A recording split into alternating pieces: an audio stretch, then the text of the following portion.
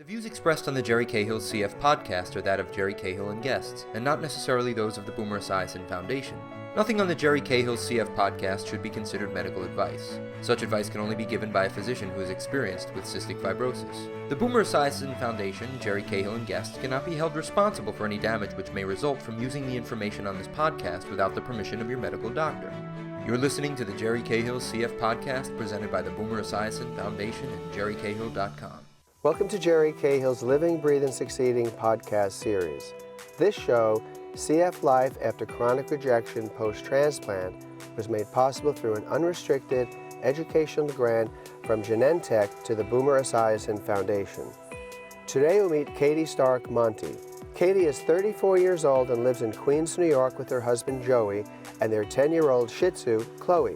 As a 3-time transplant recipient, Katy advocates for organ donation whenever possible. After spending much of her life in the hospital, she was inspired to become a registered nurse, a goal which she achieved in 2008. Katy is also an active member in the CF community for over 15 years and continues to be relentless in her fight to advocate for cystic fibrosis and organ donation. Today, Katy is focused on her exercise program to keep her lungs in great shape, making memories with her husband and family. Hi, my name is Katy. I'm 34 years old. I live in Queens, New York, and I have cystic fibrosis and have had 3 organ transplants. I am the youngest of 5 sisters. It's all girls. It was very interesting growing up. I was diagnosed with CF when I was 13 months old. Growing up with CF was difficult at times, but my parents basically treated me like I was completely normal.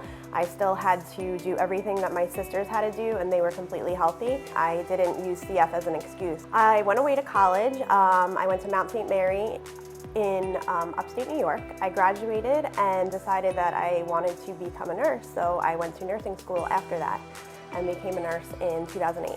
Joey and I started off as friends, and we eventually decided that we wanted to be together as a couple. When I first met Katy, I didn't know what CF was, I didn't know what cystic fibrosis was all about, and once we started working together for a while, we started doing more fundraising. I was a part of her walk team for the Great Strides Walk, and little by little I found out what the disease was about, what it entailed, and we started dating years after we knew each other. I knew what I was getting into, but you can't let the disease affect the way you feel about a person. When we got together, I was still relatively healthy. But over our time together, we've been together for 10 years now. We've been married for 5, and the last few years have been quite rocky, kind of like a roller coaster with all of my transplants and health issues. I went from being healthy and working full-time to having 3 different transplants, so we've been through a lot. I started probably end-stage CF when I was in my late 20s. I had my first transplant, my double lung transplant, in 2011. After my first transplant, I caught some viruses. My immune system was very low. You're on anti-rejection medications which lower your immune system. And unfortunately, one of the infections that I caught ended up causing chronic rejection. Finding out that I had chronic rejection was actually a series of tests. They wanted to make sure that it wasn't reflux first, so I had to have a fundoplication done. And after the fundoplication done, my lung function continued to decrease. So then I had to have a series of bronchoscopies, and they had to be negative for acute rejection. Acute rejection is something that comes on quickly and that can be treated with medicine, and once it's treated with medicine, it usually goes away. Chronic rejection is something that is there. It's not, medicine will not make it go away. So they kind of decided that it was definitely chronic rejection based on the fact that I didn't get better from any of these treatments. Chronic rejection for me started just being really short of breath, doing normal things that I wasn't short of breath doing before. I was doing a run with my sisters, and during the walking part, I was extremely short of breath, and it just was very hard for me to catch my breath. Chronic rejection made my lung function plummet pretty rapidly. Over a course of 18 months, my lung function went from the high 70s to 11% right before my second double lung transplant. And another major problem was that my kidney function was not ideal, and in order to be listed for a second lung transplant, I had to have very good kidney function, so I needed to have a kidney transplant before I was even listed for a second set of lungs. I had a kidney transplant in 2014. My sister, Christine, donated her kidney to me as a living donor. And then after I recovered from that, then I started the process to be relisted for a second double lung transplant. During my second transplant, waiting for it, I was hospitalized for 3 months. And those days and nights were really, really scary. I kept getting sicker, I kept needing more oxygen, and I was on pain meds because I was in so much pain.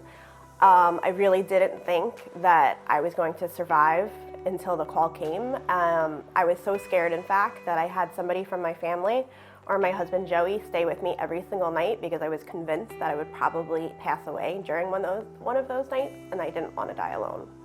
I was just going to be there for her. It's not the easiest thing, but whatever she needed, I felt like I had to stand by her and support her, and just our optimism, and every day, take one day at a time and see where it goes and hope for the best, and that's how I get through it.